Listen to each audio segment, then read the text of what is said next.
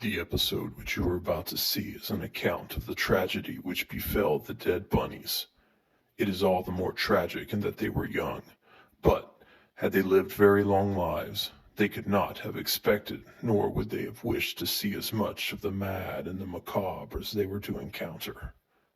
For them, an idyllic estate sale became a nightmare. The events of that estate sale were to lead to the discovery of one of the most bizarre estates in the annals of American history, the Ohio Estate Massacre.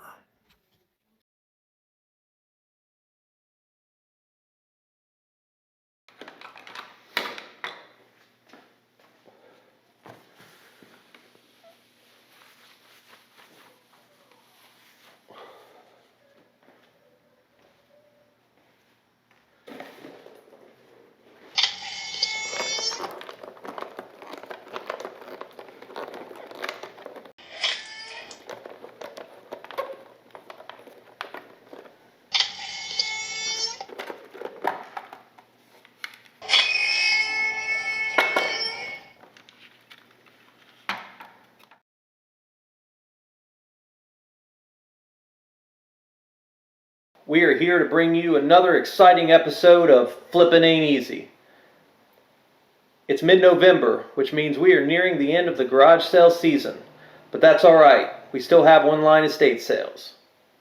In today's episode, we are going to review items recently purchased on an online estate sale. The idea of this flip is to keep the tools that we purchased and hope to make enough from the video games to either break even or maybe even make some profit. We're going to review each item and what we paid, clean and test all the items, then see how much we can get for them on eBay. Will we be successful? Well, we're going to find out together on this episode of Flippin' Ain't Easy.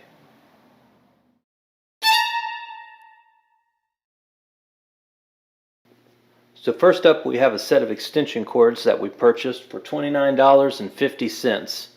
This is for the yellow, orange, and black.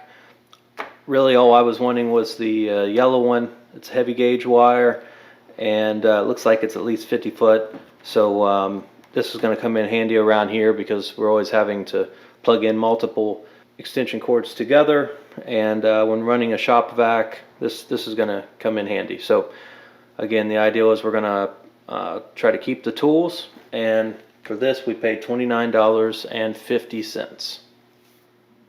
Now we have a Dremel 4000 that we purchased for $44. Now we have a Milwaukee 12 volt cordless drill combo. It comes with the case, the charger, 2 batteries. It does work. We purchased this set for $31. Next up is Pilot Wings for the Nintendo 64. The original box, manual, cartridge holder, and the cartridge itself, all included.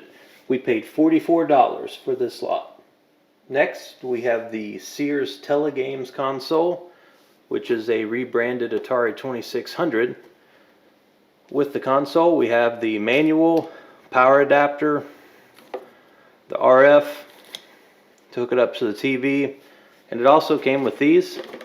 These are new old stock Atari boxes with the joysticks inside. Got 2 of these. We purchased all of this for $32. Now we have 2 Atari 2600 driving paddles. These were also branded for the Sears Tele-Games. We paid $5 for both.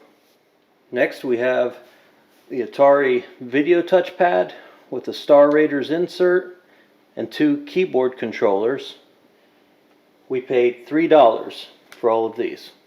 Now we have 2 Atari joysticks, and we purchased these for $4 total. Now we have 2 sets of Atari paddles, or Sears paddles. These ones are branded for Sears. We gave $3 for all of these.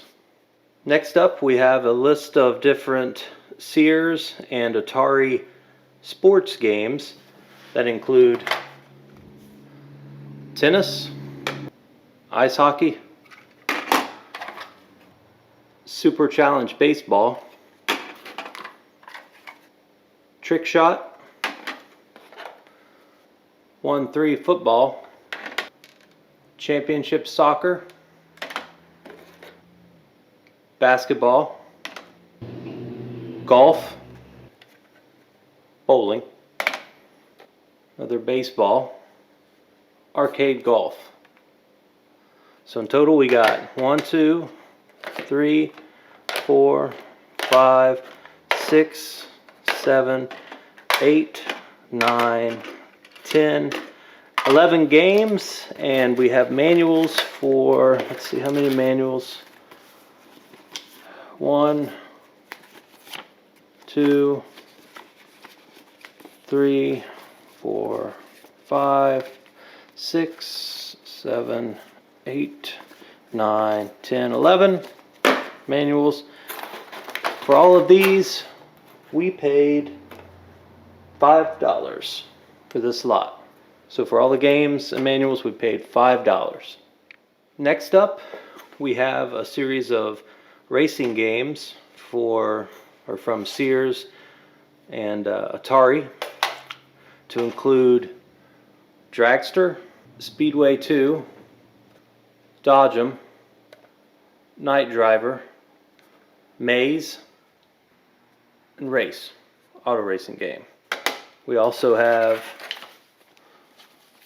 1, 2, 3, 4, 5 manuals. So we got 5 manuals and 1, 2, 3, 4, 5, 6 games. And for this lot, we paid $6. With this lot, we have a series of card games or brain games, and we have, let's see, math, spelling, brain games, Vegas rules, home rules. This is a card game, memory match, code breaker, slot machine, bridge, and then we got Riddle of the Sphinx. We've also got manuals. We've got 1,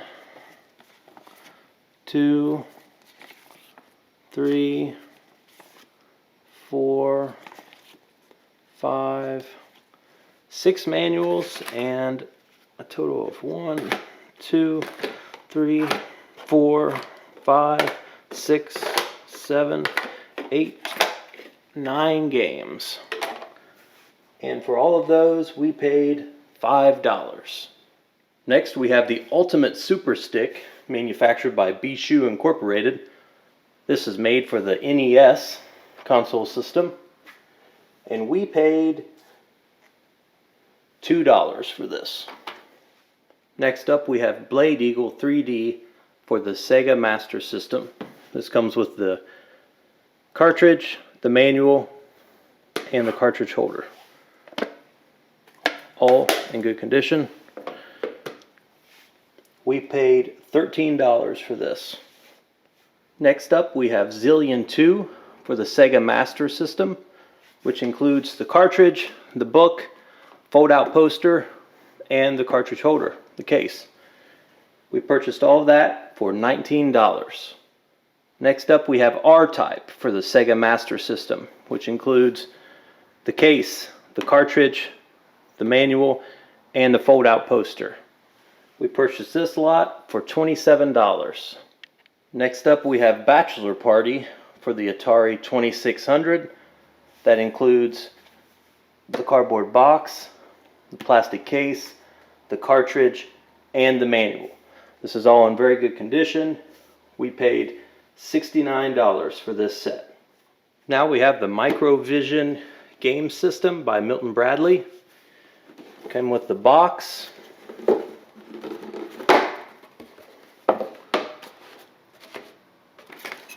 the manual for Blockbuster, the foam inserts, the game itself, in good condition. Everything's clean inside the battery area.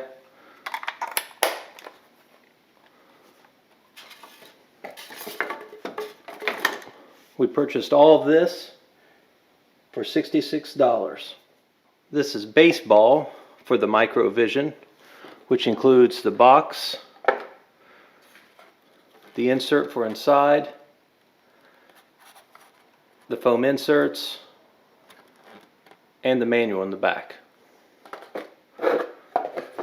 For this, we paid $15. Now we have pinball for the Milton Bradley Microvision. Case, the insert, the manual, all included. We paid $13 for this. Next is Alien Raiders for the Milton Bradley Microvision. Comes with the box, the insert, and the cartridge. We paid a total of $19 for this lot. Next up is Sea Duel for the Milton Bradley Microvision. This comes with the box, the insert, and the manual. We paid $17 for this lot. And last but not least is Bowling for the Milton Bradley Microvision. As the others, we've got the box, the insert, and the manual, all for this. We paid $15 for this lot.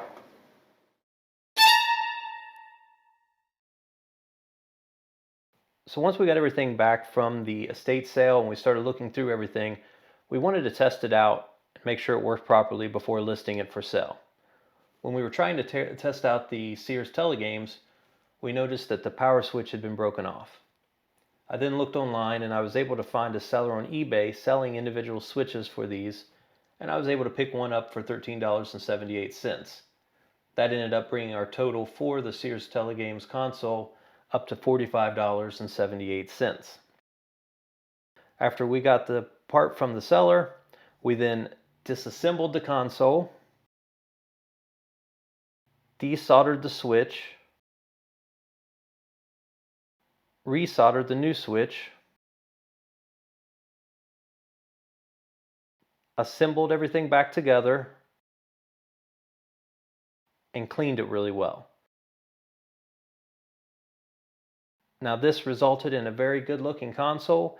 It looked just as good as it would have when it was new.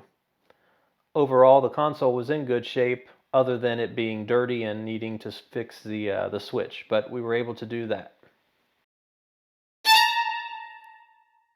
When we were testing out the Atari paddle, we found out that the paddle, whenever you would try to turn it, it would just keep turning. And it was making a lot of rattling sound inside of it. So I disassembled it, looked inside, and what had happened was there was two little plastic pieces inside that stopped the board from moving too far left or right. And over time, somebody had turned the paddle too hard to the point to where one of those plastic pieces broke, and then after they kept spinning it, it ended up breaking the wire inside. So then what we did was we resoldered the wire back to the board inside, and then luckily for us, the plastic piece that had broken was still inside. So then we got some JB Weld 2-part epoxy and epoxied that piece back in. Once that was done, we were able to reassemble the controller, cleaned it up, tested it, and it ended up working out okay. So when we were testing out the B-Shoe joystick, we found out that the joystick itself was only working in a couple positions and the buttons were very sticky. We disassembled the joystick and found out that the joystick itself had a point system set up with 4 different points. Each point has to make a connection whenever you move the joystick in that direction, and then that sends a signal to the console. So what we did was we cleaned up the points with some sandpaper to make sure that whenever they do touch, it gets a good signal, and we went through and we rebent each one of the springs connected to the points. That way, whenever you move the joystick, it would make sure that the point moves down and makes a good contact with the bottom. We then went and cleaned all the inside out, including the buttons. The buttons had some dirt built up around the edges that was making them stick. Once we got everything cleaned up, we reassembled it, and then we tested it out. This actually was for the Sega Master System, and if you're familiar with the Master System, the original controllers aren't the greatest. Nintendo has a better D-pad controller than Sega does for the original consoles, but this is a very good solution. If you have a Master System, these are very inexpensive. I would recommend looking up one of these and cleaning it or doing whatever you need to do if you want one of those original style joysticks to use with the Master System. It's good for shooters, there's turbo buttons, different things, so I highly recommend the joystick. We ended up testing it out, it worked great, and then we were able to list it for sale. When we were trying to test out the Microvision, when we would turn the switch on, we could hear some sound sometimes. So we knew that something wasn't right, we just didn't know what it was. We also noticed that on the side of the Microvision there appeared to be some type of a button that someone had installed. You could tell by looking at it that it didn't look like it was from the factory, but I wasn't 100% sure what it was. Once I figured out that it wasn't going to work correctly, I took it apart, and after looking at that switch, it appeared that the switch was a reset switch that somebody had made and installed in the console. And the way it worked is it had a wire running through the main power switch and then back to the board. So essentially you would turn the power on, and when you're playing a game, if you wanted to reset it, you just hit that button and it would reset it for you. Now I don't know why that's so much better than just turning the switch on and off. That doesn't seem like that big of a deal to me, but I guess to somebody else it did. Anyhow, whenever we were looking at it, one of the wires ended up being broken. So I went ahead and completely removed the reset switch, threw it away, and we ran a new wire from the board to the power switch.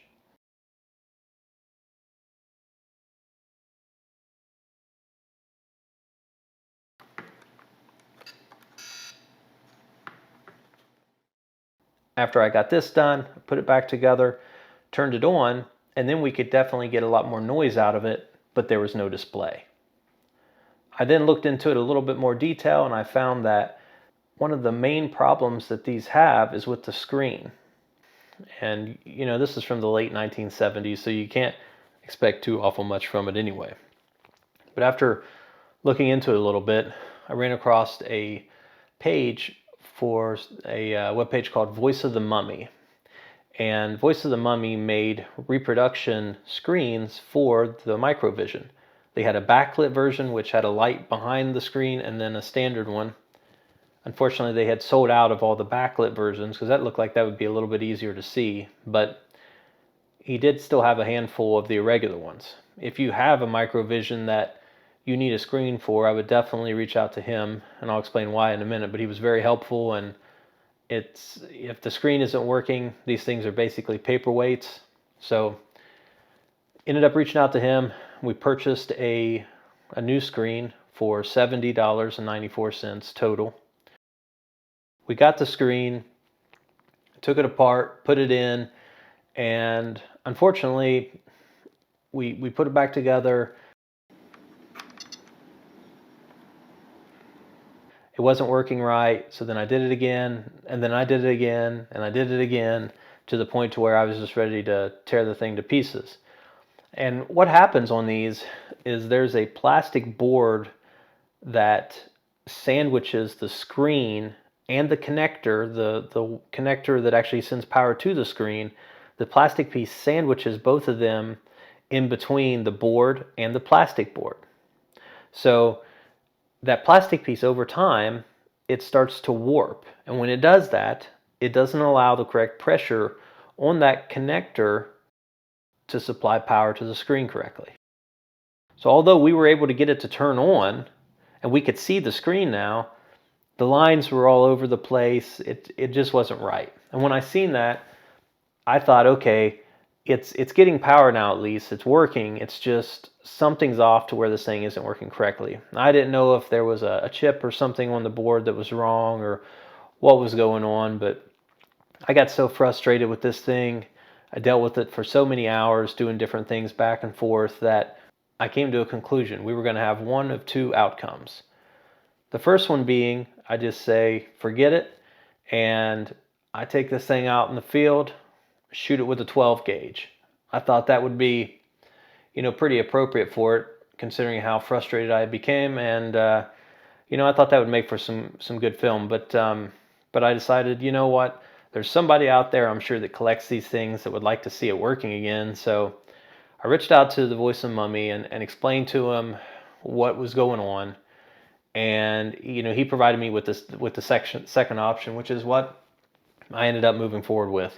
And what that was he said, look, if you send it to me, I understand you're frustrated. If you send it to me, I can take a look at it and see if I can get it working for you. So he didn't quote me any price to do any of this or anything. He just volunteered to do it. And so I sent it to him. And then within like a day later, he said, oh, I got it fixed. I'll be mailing it back to you. So, I know that he didn't have to do that. And he went out of his way to help me out, didn't ask for one dime. I ended up sending him $35 on PayPal to not only for the return shipping, because it was a small box. I think shipping was like $8 or $9, but for his time of doing it. Now, I don't know if that's the correct amount that it would be for him doing whatever he did to it, but I felt that he deserved to get something, especially for not even asking anything. So definitely great customer service and support from Voice of the Mummy. I really appreciate all his help with this. And I'll put a link to his website in the description in case you need one of these. Or if you're having some other issues with one of these Microvisions, he's the expert on these. He can help you out with it. But this part of the estate was by far the worst. Just trying to get this thing figured out and doing something with it. And I knew that if I wasn't able to get it fixed, that it was going to be basically a throwaway for somebody. They're just going to give me $5 or $10 for it max, and because it's just, you can't really get parts hardly anywhere for these. You can get parts from Voice of the Mummy, but that seems to be the only option. And I think he's very limited on the amount of parts he's got. So I took a gamble at buying the parts, and I knew that I wasn't at that point, paying all that money for the parts on top of what I paid for the console itself. I knew that I wasn't going to get my money back, but I thought, if I can get this thing working at this point and recuperate some decent percentage of what I've got in it, it's going to be all right, just to get it fixed, and maybe a collector can have it. Pilot wings for the Nintendo 64, sold on eBay for $57.50. Once you take into consideration our original purchase price of $44, a $2.50 fee for sales tax, $7.72 for eBay fees, and shipping of $6.55, that brings our overall profit to a negative $3.27. Sears Tele-Games console, sold on eBay for $139.38. After you take the purchase price of $32, the switch costs that we had to replace of $13.78, sales tax of $14.38, eBay fees of $18.28, shipping and handling fee of $49.85, that brings our profit to $11.09. Racing paddles for the Sears Tele-Games console, sold on eBay for $22.30. We paid $5 for this auction originally. We paid $2.30 for sales tax, $2.88 for eBay fees, and $0 for shipping and handling, because this shipped with the Tele-Games console to the same buyer. Our total profit for this auction was $12.12. Keyboard controllers for the Tele-Games console. This sold on eBay for $22.30. We originally purchased this for $3. We paid $2.30 for sales tax, $3.18 for eBay fees, $0 for shipping and handling, because this shipped with the Tele-Games console, which brought our total profit for the keyboard controllers to $13.82. Tennis paddles for the Sears Tele-Games console. This sold on eBay for $22.30. We originally paid $3 for this. We then paid $2.30 for sales tax, $2.88 for eBay fees, and zero shipping because this shipped with the console to the same buyer, which brought us to a $14.12 profit on this auction. Sports games for the Atari 2600 and Sears Tele-Games console. These sold on eBay for $22.30. We originally paid $5 for these. Then we paid $2.30 for sales tax and $2.88 for eBay fees. There was no shipping required because these shipped with the Tele-Games console to the same buyer.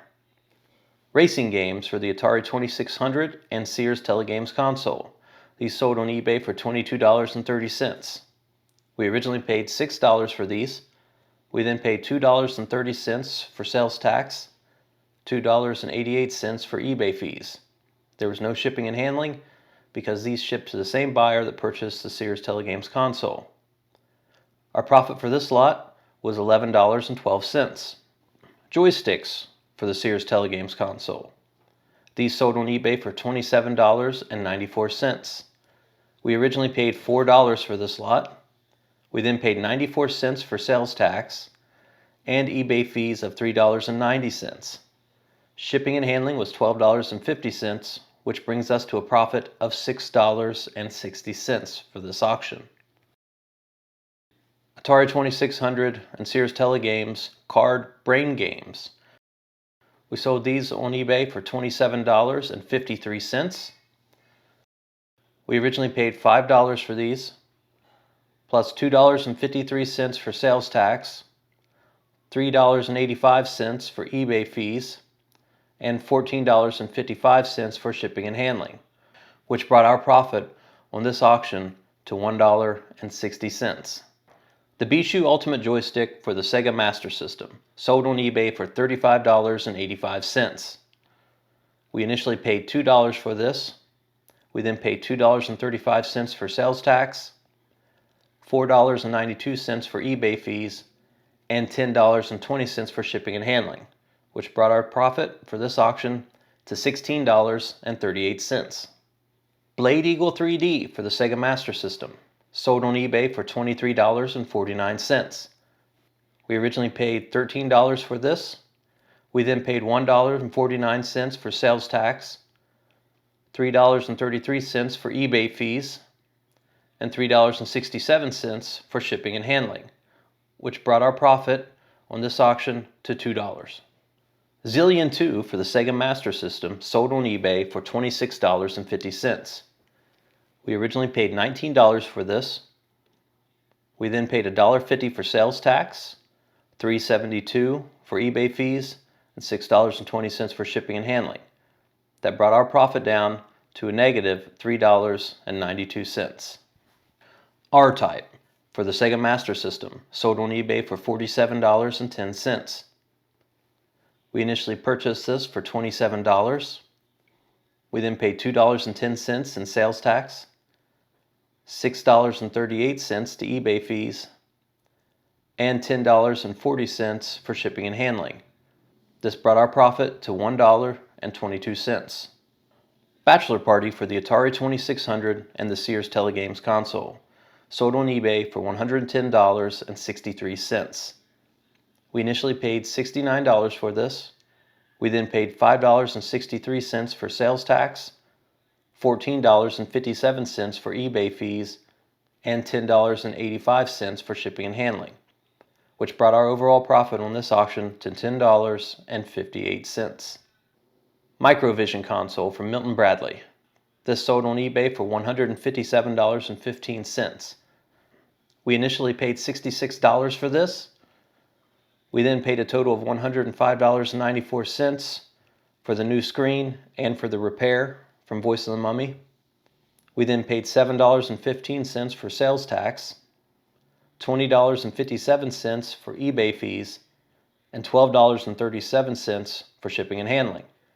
That brought our profit to a negative $54.88. Microvision Baseball. sold on eBay for $23.32. We paid $15 for this, plus $1.32 for sales tax, $3.31 for eBay fees, and $4.81 for shipping and handling. That brought our profit to negative $1.12. Microvision Pinball, sold on eBay for $25.52. We paid $13 for this. We then paid $1.52 for sales tax, $3.59 for eBay fees, and $6.12 for shipping and handling, which brought our profit to $1.29. Microvision Alien Raiders, sold on eBay for $57. We paid $19 for this. There was no sales tax for this auction. We then paid $7.65 for eBay fees, $6.85 for shipping and handling, which brought our profit to $23.50. Microvision C-Dual, sold on eBay for $31.69. We paid $17 for this, plus $1.69 for sales tax, $4.39 in eBay fees, and $6.85 in shipping and handling, which brought our profit to $1.76. Microvision Bowling, sold on eBay for $28.16. We paid $15 for this, then we paid $1.16 for sales tax, $3.93 for eBay fees, $6.85 for shipping and handling, which brought our profit to $1.22. The Heroid Manual. This was actually found in the same package as the Sears Tele-Games manual. I didn't even know that it was included in the auction initially, but we were able to sell this on eBay for $14.07.